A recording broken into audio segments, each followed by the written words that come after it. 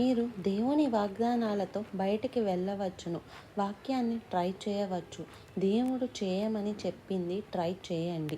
చేసి చూడండి. పని చేస్తుందో లేదో కనుక్కొని చెప్తున్నాడు. దేవుని వద్ద మీకే మంచి పథకం ఉంది. అక్షరాల దాన్ని నాకు ఇలా చెప్పడం ఇష్టం. మీరు దేవుడు ఆలోచించినట్లు ఆలోచించండి. ఆయన వద్ద మీకోసం ఉన్న పథకంతో ముగించగలరు. దేవుడు ఆలోచించినట్లు ఆలోచించండి.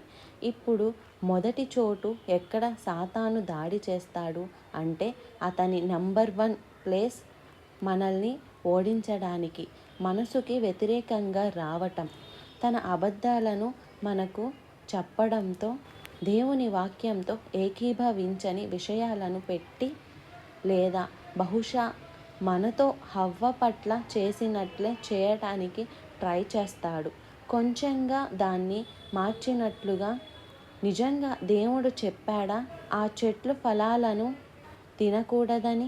దేవునికి తెలుసు నువ్వు ఆ పళ్ళను తింటే ఆయనలా అవుతావని. అంటే వాక్యాన్ని పూర్తిగా కాదనలేదు, దాన్ని కొంచెంగా మార్చి చెప్పాడు.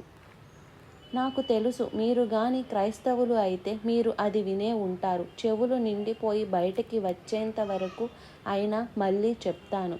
మీరుగా దేవుని వాక్యాన్ని తెలుసుకోవాలి. దానికి ఇతరులు బోధించి నేర్పించేది వినేదానికంటే ఎక్కువ కావాల్సింది మీరు అధ్యయనం చేయాలి.